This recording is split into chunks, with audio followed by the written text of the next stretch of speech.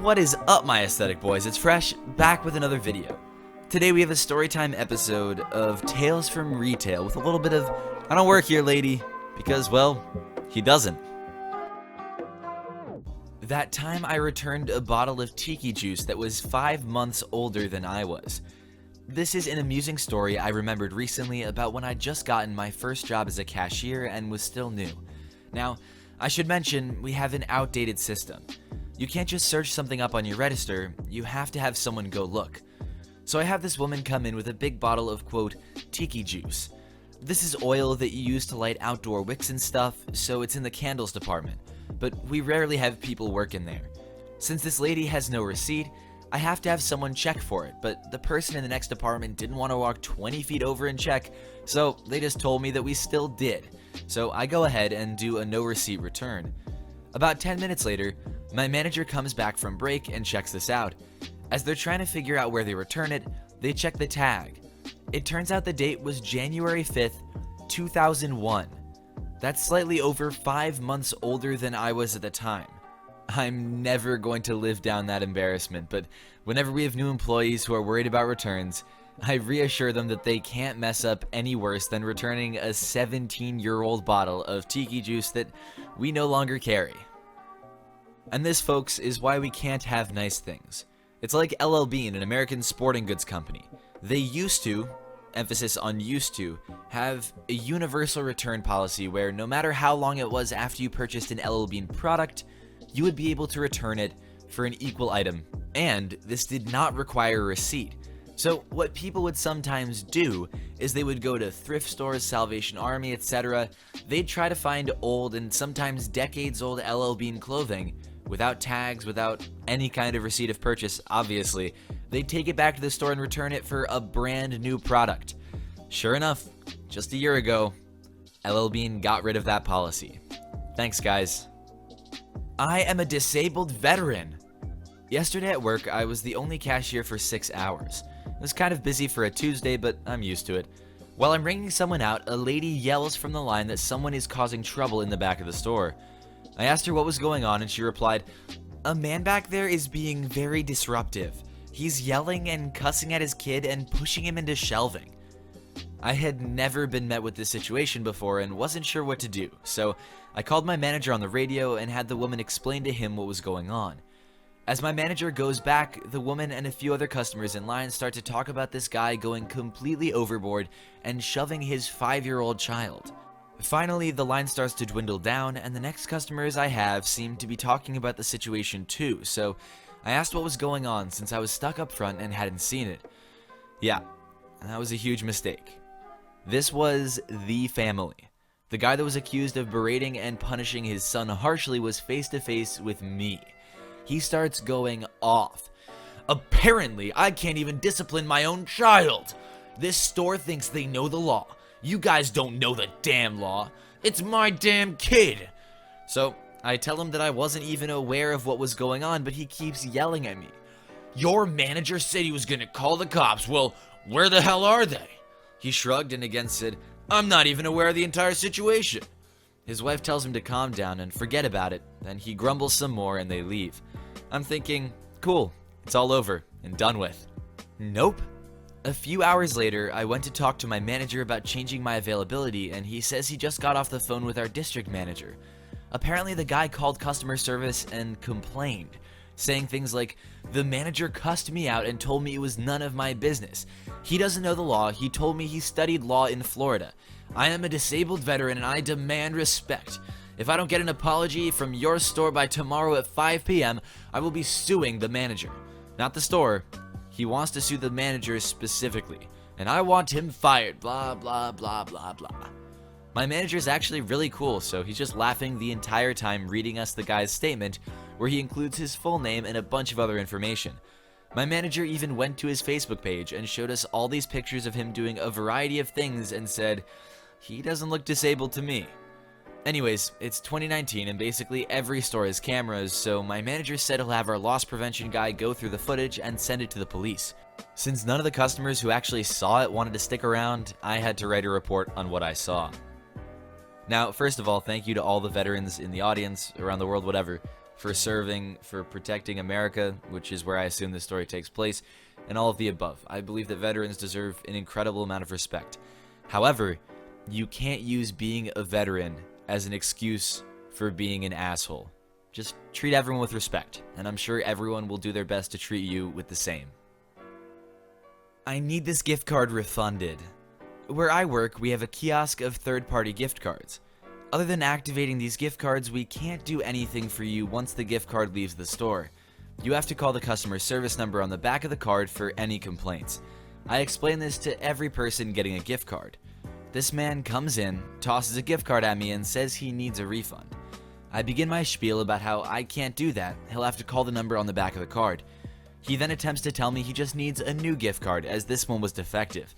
The reason, when he peeled off the sticker that reveals the code, there was no code. Bingo! I know how to help him now. Luckily for me, he still has the card and the sticker he peeled. This brand of gift card does not have stickers. It clearly says to scratch for the code. I scratch the sticker, reveal the code, and write it down for him.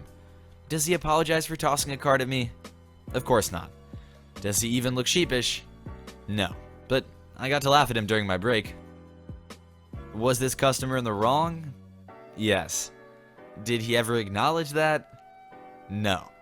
Should he have literally thrown a gift card at a freaking grocery store employee or something like that? Absolutely not. My first experience working layaway on Black Friday. So, a few years back, while going through a divorce, I got my first job in a decade working retail. You've probably heard of the store, though they're closing like crazy now. Used to be big for their blue light specials, hint hint. So I started working for them in September. I have a lot of anxiety issues that have me doubting myself like crazy. So by November, I still didn't feel super confident about my skills, but was promised they had a plan. There were 2 registers, and I was told we would have 2 people working them and 2 boxers. If you haven't worked layaway, you have to scan, box label, and put away each order in its own marked spot. It's time consuming. But an hour before the sale started, I was still the only one back there. I'm getting nervous, and I keep asking when people are coming to help. Then the sale starts, and of course, the promised people aren't showing up. I am alone, and I can't even get anyone to answer me over the walkie. The line is all the way to the other side of the store. I can't even see the end, so I start doing the orders. 2 in, the very old registers who are on the same line as the ones up front start crashing. Plus, the no money down, are you kidding me? Store sale and no money down with as many people we have ditch their orders is nuts. It stops working, meaning people have to put $10 down to keep their order. I tell everyone before I start, and I made a sign. Most people were okay with it. I'm busting my butt, doing one order, computer crashes, shut it down and move to the other one, box it, label it, and throw it in the room because I literally can't walk away to put anything away. It was beyond exhausting, and people are getting mad about the long line and taking it out on me. And then we get this lovely couple. They walk up with, I kid you not, $1,000 worth of stuff, including a giant kid's drivable car and a basketball hoop. I tell them about the $10 down, and the woman pucker-faced me but nods. So I start scanning. 3 big boxes plus the 2 large items. I have them just set to the side because I can't move them, and I'm ready for the down payment. I tell them it'll be $10, and the lady loses it. She starts screaming at me, saying that it was supposed to be free layaway and she's not paying. She wants a manager. I tried explaining that I told her, and she nodded. She disagreed, swore I didn't, and that there's nothing I can do. I've been trying to get anyone, including a manager back there, for 3 hours at this point. He's stuck up front dealing with that mess, and no way he's coming. So I ask over the walkie, and of course, he says he can't get away. I tell him right there while she watches that I told her before I started that it was $10 down. She's now yelling again, and he says she can pay or leave. She won't pay. So I cancel the order, shove the boxes out of the way, and move on. She stands next to me, screaming she's going to get me fired for at least 20 minutes, and I just keep going and ignore her. People are eyeballing her, but don't say a word. Finally, she gets tired and leaves. I finish up with the giant line 4 hours in. I didn't get lunch or a break. My shift ended, and I said I was leaving and they better send someone back, which now they finally do. I was fed up, exhausted, and had been debating quitting for hours. My shift ended at 10 p.m. and I was expected back at 5 a.m. the next morning. I cried the whole way home and honestly debated not coming back. But I showed up, and in the meeting, my manager stood up and praised me for what I did, and called me to his office to offer me a promotion as soon as the meeting was over. It didn't start until after Christmas, as they still needed me, so I guess it worked out in my favor. I was really proud of myself for handling it the way that I did. Oh, and the woman called the next day to, quote, get me fired, as she promised. My boss answered and told her that I was alone and did exactly as I was supposed to do. She tried lying and saying that I called her names, which I didn't. I didn't say a single angry word nor raise my voice, and my boss knew it. So being backed up was also really nice. All in all, not my favorite job, but I did feel appreciated, and in the end, felt like I was great at it. Oh man, the manager missed out on a great opportunity for a little bit of malicious compliance. When the woman called asking her to get fired, he should have responded, well, madam, I can assure you she will not be working that post for much longer. A wild dog appears. So this happened yesterday. I work at a donation store in the back, processing stuff for sale. I'm also deaf, so I did not realize all this was happening until I noticed it. So here I am, minding my own business at work when I felt something small jump on my leg. I looked down and very nearly had a heart attack. It was a silky terrier jumping on my leg and running around me. I looked behind me and saw my two managers along with the owner trying to get the dog to come to her. The dog was completely ignoring her and continued its antics around my legs. I just stood there like a statue and just stared at the dog because this is a silky terrier. The owner had enough of the dog's antics and pinned it down and started to carry it off back to where I assumed her car was parked while she was donating stuff to our store. That's when I mentioned that I used to own a silky terrier, but she got run over by a car in February. I can't help but wonder if my dog sent this one to check up on me. Wow, that got unexpectedly wholesome, very quickly. Good on you, OP. I'm sure it was. At least I hope it is. And, well, now you know your dog's doing okay. Karen punishes herself at the bakery. This takes place at a bakery where you basically serve yourself. You grab a tray and tongs, choose from the cases, then go to the counter to pay. There's a huge sign instructing you to serve yourself. It's not rocket science. This morning, I stopped by on the way to work to pick up some pastries to share with my coworkers. The bakery doesn't have the same things every day, so I was standing in front of the bakery case with my tray and my tongs, trying to decide what to buy. In walked a lady who was talking on her cell phone.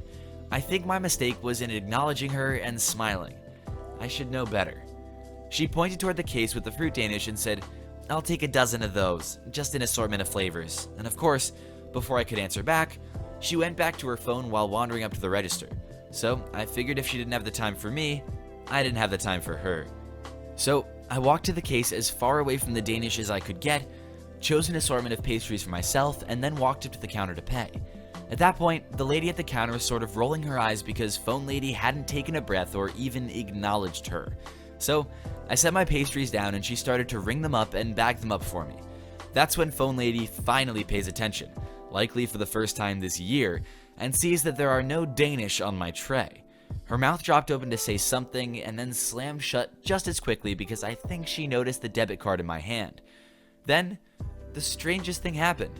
She got even more interested in her phone call, sort of backed away from the counter and positioned herself so she was facing the corner of the room, almost like she'd put herself in a timeout.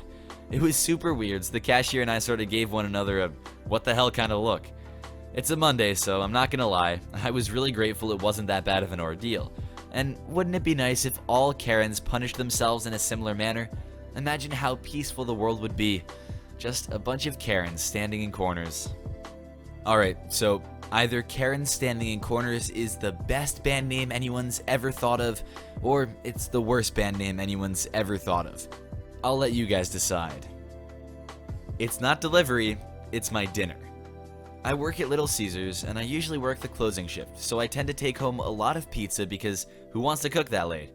Almost without fail, every time I bring home food for myself, my across-the-street neighbor will come out, look around, then shout across the street asking if I'm his delivery. Like, 2 to 3 times a week he does this. It's constant. I'm wondering, 1, how much effing delivery does this guy order? And 2, if he's just messing with me at this point. He's gotta realize I'm his neighbor eventually. Maybe he just thinks my family orders delivery a lot. Best part is that our store doesn't even deliver, and I wear a uniform that has a massive LCP logo on it, so I'm very obviously not a delivery service like DD, Postmates, etc. He gets super disappointed every time this happens, and I almost want to start bringing this guy a pizza when I close because I'm starting to feel bad about it. But dude, I'm not the damn pizza guy. I'm your neighbor. You've lived next to me for like 10 years. Seriously? Or, as the top commenter suggests, you can use this as a business opportunity. Be an entrepreneur. Bring the guy pizza and charge him for it. Thank you to everyone who watched this video. Be sure to subscribe for more daily Reddit content. Drop a like if you liked the video, and I will see you all tomorrow.